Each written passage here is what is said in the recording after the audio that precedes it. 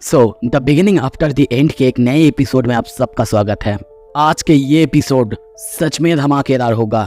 Guys, अगर आपको ऐसे ही अगले एपिसोड कल चाहिए तो 400 लाइक आज ही कंप्लीट कर दो ताकि कल के अंदर मैं अगले एपिसोड ला पाऊँ। पिछले एपिसोड में हमने देखा था डंजन के अंदर अब सबके सामने एल्डरवुड गार्डियन नाम का एक एस रैंक मॉन्स्टर अपीयर होता है जिसे देखते ही सभी डर जाते हैं। पर दूसरी तरफ तभी जब सबकी हालत खराब थी, आर्थर जब लूकस से कुछ कहता, लूकस तभी आर्थर के ऊपर फायर से हमला करता है। अब आगे एपिसोड के शुरू में आर्थर के ऊपर हमला करने से कुछ देर पहले की हालत दिखाया जाता है। एल्डरवुड गार्डियन सबको मार रहा था, वहीं पे लूकस उसकी हालत भी बहुत खराब था। और अब वो सामने देखता है और सोचता है, नहीं ये मैं नहीं हूँ।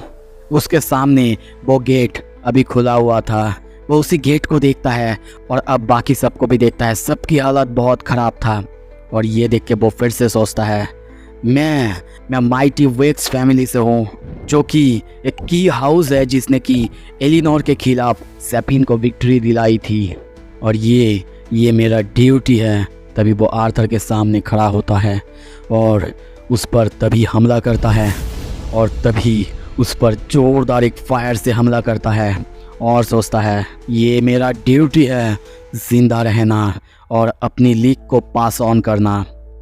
उसकी हमले की वजह से आर्थर बहुत दूर गिर जाता है, उसकी हालत भी बहुत ख़राब हो चुका है। ये देख के जैस्मीन दौड़ के उसके पास जाने लगती है, पर वो कहता है पीछे रहना और उस पर भी हमला करता है, जिसकी वजह से जैस्मीन भी बहुत दूर उड़ के गिरने लगता है। पर ये देख के एलिजा उसके ऊपर अर्थ मैजिक का यूज़ करता है, जिसकी वजह से एक शील्ड अपीयर होता है। पर इसके वजह से हम देखते हैं दूसरी तरफ वो मॉन्स्टर उसके शील्ड पे अटैक करके उसे तोड़ देता है। एलिजा उसको देखते हुए चिल्लाने लगता है, पर वो कहता है कुछ भी करने की कोशिश मत करना, नहीं तो तुम्हारी हालत भी इनकी तरह होगा। एलिजा चिल्लाने लगता है, पर वो कहता है तुम लोगों को आखिर क्या लगता है मैं अपनी ज़िंदगी तुम जैसे कॉमनर्स को बचाने के लिए सौंप दूंगा? ऑनर्ड रहना, तुम सबकी नाम हिस्ट्री में लिखा जाएगा कि तुमने वेक्स फैमिली के एक मेंबर को बचाया है। और तभी वो ऊपर ब्लास्ट करता है और वहाँ से भाग जाता है। एलिजा कुछ करता, पर तभी देखते हैं वो एल्डरवुड गार्डियन उसके ऊपर अटैक करता है, जिसके वजह से वो बहुत दूर जाके गिरता है। उसकी हालत भी बहुत ख़राब हो चुका है। वो सोचता है नहीं, वो मॉन्स्टर उसके ऊपर हमला करने ही वाला था, उसे मारने ही वाला था। वो डर से अपनी आँख बंद कर लेता है और तभी वहाँ पे आग जलता है और उसी फायर से एल्डरवुड गार्डियन थोड़ा सा दूर हो जाता है। वहीं पे हम देखते हैं वाल्ड को, उसने आके उस मॉन्स्टर पर हमला करा था। हंसते हुए कहता है, क्या तुम सिर्फ इस बच्चे को ही पुली करोगे? मुझसे लड़ो। ये सुनते ही वो मॉन्स्टर चिल्लाने लगता है। अब वाल्ड भी उससे लड़ने के लिए जंप करता है और एक फायर का शॉट जैसा कुछ बनाता है और उससे उसके ऊपर हमला करता है। दूसरी तरफ एलिजा अब आर्थर को जैस्मिन को गिरा हुआ बेहोश देखता है। तभी देखते हैं वाल्ड ने अपनी हमले की वजह से एल्डरवुड गार्डियन की एक तरफ पूरी तरह से जला दिया था और उसे आधा कर दिया था। पर तभी वो फिर से रीजनरेट हो जाता है और उसकी तरफ देख के स्माइल करने लगता है। उसकी फेस, उसकी आंखों को देख के वाल्ड भी बहुत ज़्यादा डर जाता है। अब वो मॉन्स्टर अपने वेन्स को चारों तरफ फैलाने लगता है, वो उस पर अटैक करने ही वाला था। दूसरी तरफ आर्थर को देखते हैं, वो धीरे धीरे उठ रहा था। वो एक बार एलिजा, एक बार जैस्मीन और उस मॉन्स्टर को देखता है और सोचता है, लगता है कि अब मेरे पास कोई चॉइस नहीं है, पर क्या उसे यूज़ करने के बाद मैं ज़िंदा रह पाऊँगा? और तभी उसके बॉडी में जो भी टैटूज थे उन सबको हम धीरे धीरे ग्लो करते हुए देखते हैं। उसकी आंखों में हम वही चमक को देखते हैं और वो कहता है फेस 2 ड्रैगन्स अवेकनिंग। और अब वो नरेट करता है, जब मैं एलिनोर में था तब पहली बार वहाँ पे मुझे ब्रेक थ्रू करने को मिला था। जो फर्स्ट ब्रेक थ्रू था वो था फर्स्ट फेज़, जिसमें मैं समय को रोक सकता था और अपने आप को टाइम और स्पेस से अलग कर सकता था। पर ये फेस ये बहुत ज़्यादा लिमिटेड है, क्योंकि इसकी वजह से मेरा बॉडी बहुत ज़्यादा थक जाता है और माना बहुत ज़्यादा स्ट्रेन हो जाता है। पर जो सेकेंड ब्रेक थ्रू था मैंने कभी उसके बारे में सोचा नहीं था, क्योंकि ये कुछ ऐसा था जिसको पाने के लिए एल्डर वेरियन को बहुत साल या तक कि डेकेड्स लगे थे, पर मुझे सिर्फ 2 सालों में ही ये मिल चुका था, द इंटरगेट फेस।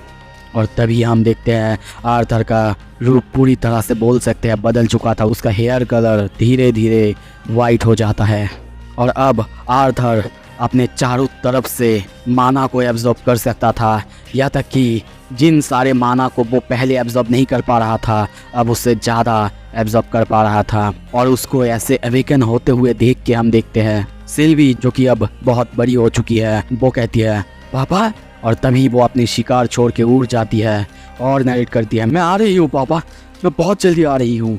पर आर्थर कहता है इट्स फाइन सिल्वी, मैं चाहता हूँ अभी के लिए तुम वही रहो, अगर कुछ भी होता है तो प्लीज़ हेल्स्टिया हाउस में जाना मेरे लिए। पर वो कहती है नहीं पापा, मैं मदद कर सकती हूँ। आर्थर के बॉडी में बहुत ज़्यादा दर्द हो रहा था। वो कहता है सिल्वी प्लीज़। ये सुन के पहले तो सिल्वी चुप रहती है, पर फिर कहती है ओके पापा, पर बस केयरफुल रहना।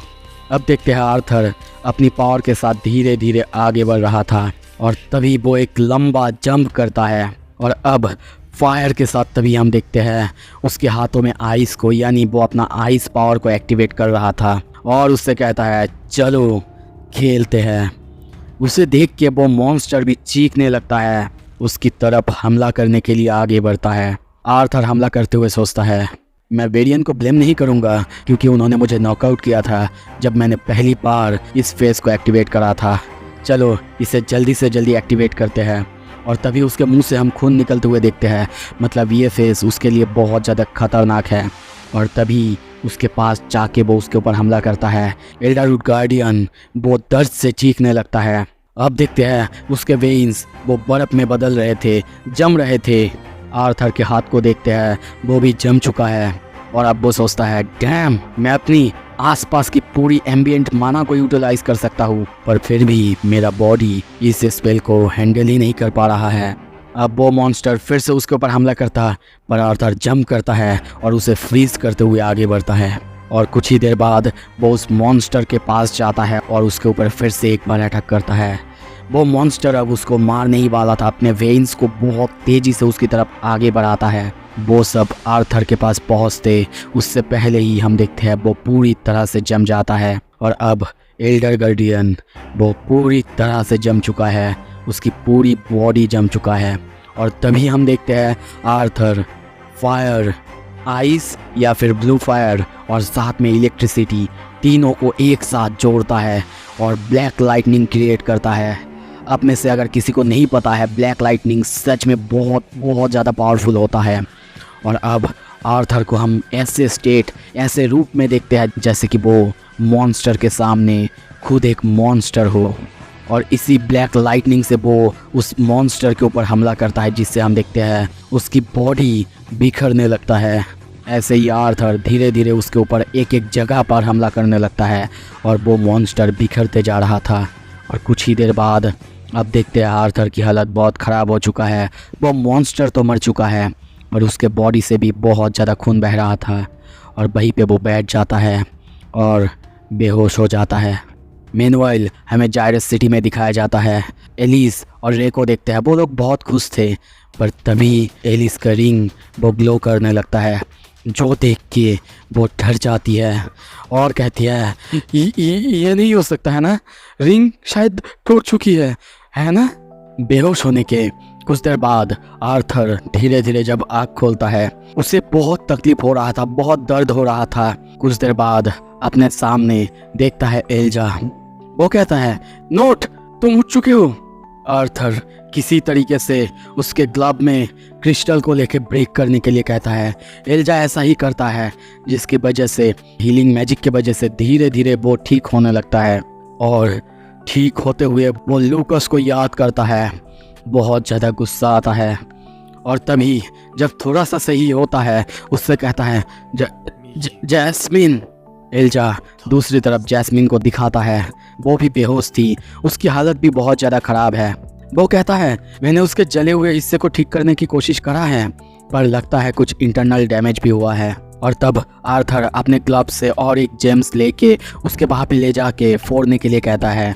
और ये करने के बाद अब धीरे धीरे जैस्मिन भी ठीक होने लगती है। वो कहता है वो ब्रीथ कर रही है, लगता है वो सही हो रही है, कुछ देर रेस्ट करने के बाद शायद ठीक हो जाएगी। तभी आर्थर के उठने के बाद सिल्वी कहती है पापा आप उठ चुके हैं पापा, क्या आप ठीक हैं? वो कहता है आई एम फाइन सिल्वी, तुम कहाँ हो? वो कहती है मैंने आपकी बात सुन ली है पापा, मैं आपसे दूर हूँ। आर्थर कहता है गुड, ठीक है अब अपने आप को ट्रेन करते रहो। पर वो कहती है ये इम्पोर्टेंट नहीं है पापा।